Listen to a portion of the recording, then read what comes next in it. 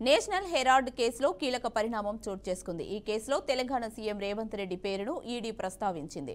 రేవంత్ రెడ్డితో పాటు Karnataka deputy CM DK Shivakumar పేరును కూడా ప్రస్తావించింది. Young Indian associated journals limited కు విరాళాలు అందించేందుకు సాయం చేసిన కాంగ్రెస్ నాయకుల్లో రేవంత్ రెడ్డి కూడా ఉన్నట్లు ఈడీ వెల్లడించింది. కానీ ఆయన్ని నిందితుడిగా పేర్కొనలేదు.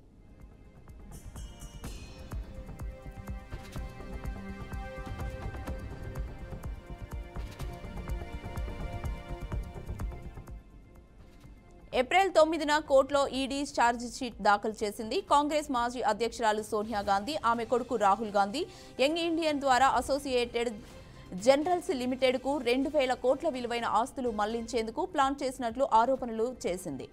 2019-2022 మధ్య రేవంత్ రెడ్డితో పాటు పవన్ బాన్సల్, అహ్మద్ పాటేల్ వంటి కొందరు కాంగ్రెస్ నేతలు ఏఐఏజీఎల్ కు విరాళాలు ఇచ్చేందుకు కొంతమందిని ప్రభావితం చేశారని ఈడీ తెలిపింది. ఈ విరాళాలు లీగల్ కావని, రాజకీయ ప్రయోజనాలు ఆశించి వచ్చినట్లు అభిప్రాయం వ్యక్తం చేశారు.